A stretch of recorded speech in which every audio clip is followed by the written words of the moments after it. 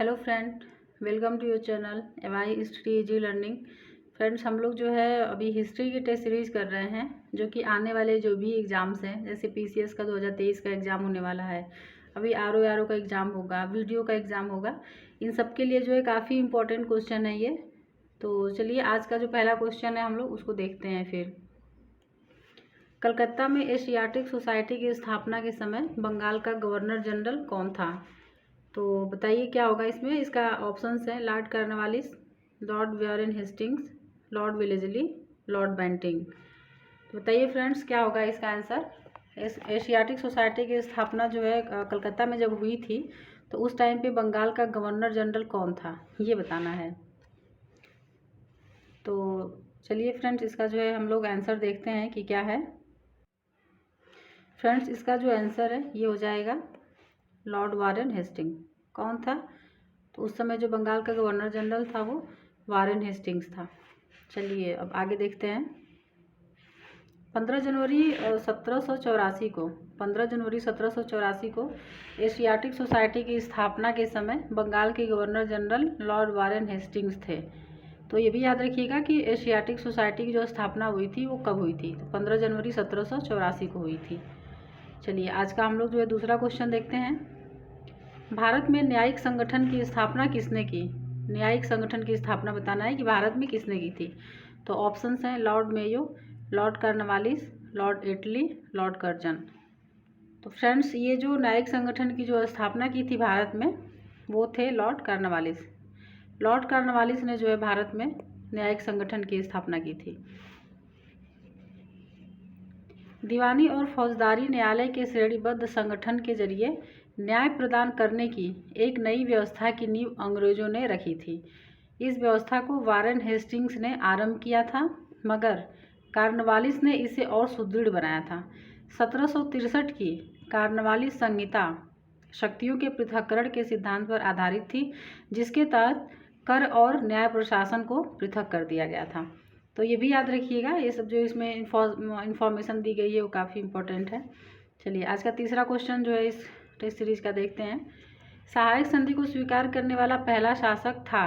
तो बताना है कि जो सहायक संधि हुई थी उसको स्वीकार करने वाला जो पहला शासक था वो कौन था। तो ऑप्शंस हैं अवध का नवाब, हैदराबाद का निजाम, पेशवा बाजीराव द्वितीय, ट्रावनकोर का राजा। तो फ्रेंड्स बताइए इसमें क्या होगा इसका आंसर। तो फ्रेंड इसका जो आंसर हो जाएगा वो हो जाएगा अवध का नवाब। सहायक संधि को स्वीकार करने वाला जो पहला शासक था वो कौन था? अवध का नवाब था। प्रथम सहायक संधि जो है वो 1765 में अवध से की गई, जब कंपनी ने निश्चित धन के बदले उसकी सीमाओं की रक्षा करने का वचन दिया और अवध ने एक अंग्रेज रेजिडेंट को लखनऊ में रखना स्वीकार कर लिया था। तो प्रथम सहायक संधि कब हुई थी? 1765 में अवध से की गई थी। तो ये ईयर भी काफ़ी इम्पोर्टेंट है, इसको भी ध्यान रखना है। चलिए अब हम लोग नेक्स्ट क्वेश्चन देखते हैं।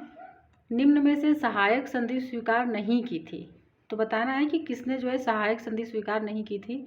तो ऑप्शंस हैं हैदराबाद के निजाम ने, इंदौर के होलकर राज्य ने, जोधपुर के राजपूत राज्य ने, मैसूर के शासक ने। तो बताइए फ्रेंड क्या होगा इसका आंसर। तो इसका जो है आंसर हो जाएगा वो हो जाएगा इंदौर के होलकर ने। इंदौर के होलकर राज्य ने जो है क्या किया था, सहायक संधि को स्वीकार नहीं की थी। लॉर्ड वेलेस्ली ने भारतीय राज्यों, किसने? लॉर्ड वेलेस्ली ने भारतीय राज्यों को अंग्रेजी राजनीतिक परिधि में लाने के लिए सहायक संधि प्रणाली का प्रयोग किया था। तो ये भी याद रखिएगा कि सहायक संधि प्रणाली का प्रयोग जो है किसने किया था? तो लॉर्ड वेलेस्ली ने किया था। इंदौर के होलकर ने सहायक संधि स्वीकार नहीं की थी। चलिए फ्रेंड्स हम लोग आज का जो है पांचवा क्वेश्चन देखते हैं। तथाकथित कुशासन के आधार पर, किसके कुशासन के आधार पर किस गवर्नर जनरल ने मैसूर राज्य के प्रशासन को ले लिया था? तो ऑप्शंस हैं लॉर्ड वेलेस्ली ने, लॉर्ड हार्डिंग ने, लॉर्ड हेस्टिंग्स ने, लॉर्ड विलियम बेंटिक ने। तो बताइए इसमें क्या होगा इसका आंसर। तो फ्रेंड्स ये हो जाएगा लॉर्ड विलियम बेंटिक ने। लॉर्ड विलियम बेंटिक जो थे इन्होंने क्या किया था, कुशासन के आधार पर जो है मैसूर राज्य का प्रशासन अपने हाथों में ले लिया था।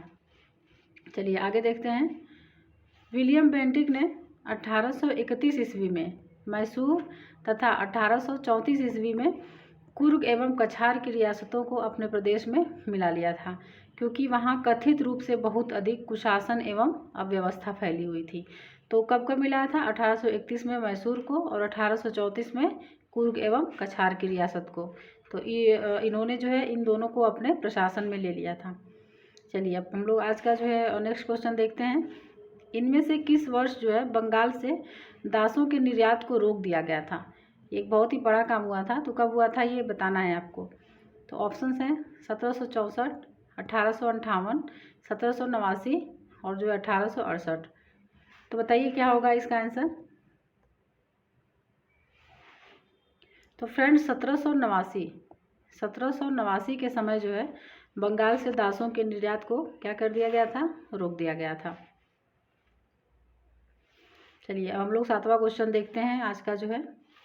निम्नलिखित में से कौन अवध का ब्रिटिश रेजिडेंट था जब अवध का ब्रिटिश साम्राज्य में विलय हुआ था? तो बताना है कि जब ब्रिटिश साम्राज्य में अवध का विलय हुआ था तो अवध का ब्रिटिश रेजिडेंट उस टाइम पे कौन था? तो ऑप्शंस हैं James Outram, W.H. Sleeman, Bishop Heber, General Low. तो बताइए फ्रेंड क्या होगा इसका आंसर। तो इसमें जो जेम्स आउटरम है यही उस टाइम पे क्या था? अवध का ब्रिटिश रेजिडेंट था। ठीक है, चलिए देखते हैं आगे। 1854 ईस्वी में स्लीमैन के स्थान पर, किसके स्थान पर? स्लीमैन के स्थान पर जेम्स आउटरम को अवध का ब्रिटिश रेजिडेंट बनाया गया था। उसने कहा कि अवध का प्रशासन बहुत दूषित है तथा जनता की अवस्था बहुत शोचनीय है। आउटरम की रिपोर्ट को ही फरवरी 1856 में अवध के अधिग्रहण का आधार बनाया गया था। तो ये भी पूछ सकता है कि किसकी रिपोर्ट के आधार पर जो है अवध के को अधिग्रहित किया गया था? तो वो थी आउटरम की रिपोर्ट। और कब ये आई थी? फरवरी 1856 में। तो ये इसे भी याद रखना है ये कब आई थी। चलिए हम लोग नेक्स्ट क्वेश्चन देखते हैं। ब्रिटिश भारतीय राज्य क्षेत्र का अंतिम प्रमुख विस्तार हुआ था, तो बताना है किसके समय पे अंतिम प्रमुख विस्तार हुआ था? तो ऑप्शंस हैं डलहौजी के समय में, डफरिन के समय में, कर्जन के समय में, लिटन के समय में। तो बताइए इसमें से क्या होगा आंसर। तो फ्रेंड जो डफरिन है इसके समय में जो है, डफरिन के समय में ब्रिटिश भारतीय राज्य क्षेत्र का अंतिम विस्तार हुआ था। 1885 ईस्वी में तृतीय आंग्ल बर्मा युद्ध और 1 जनवरी 1886 को बर्मा को ब्रिटिश भारत में मिला दिया गया, जो ब्रिटिश भारतीय राज्य क्षेत्र का अंतिम प्रमुख विस्तार था। इस समय वायसराय कौन था? लॉर्ड डफरिन था। तो फ्रेंड्स इसमें जो है ये 1885 ईस्वी में कब क्या हुआ था? तृतीय आंग्ल बर्मा युद्ध हुआ था। तो ये भी याद रखना है कि तृतीय आंग्ल बर्मा युद्ध कब हुआ था? 1885 में हुआ था। और 1 जनवरी 1886 को बर्मा को क्या किया गया था? ब्रिटिश भारत में मिला दिया गया था। तो इसे भी ध्यान रखना है। चलिए हम लोग जो है आज का 9वां क्वेश्चन देखते हैं। महारानी विक्टोरिया को भारत की साम्राज्ञी नियुक्त किया गया, कब नियुक्त किया गया ये बताना है। तो ऑप्शंस है 1858 में, 1877 में, 1885 में, 1876 में। तो फ्रेंड्स बताइए क्या होगा इसका आंसर। कब महारानी विक्टोरिया को जो है भारत की साम्राज्ञी नियुक्त किया गया था? तो ये 1877 है। 1877 में जो है महारानी विक्टोरिया को भारत की साम्राज्ञी नियुक्त किया गया था। राजसी उपाधि अधिनियम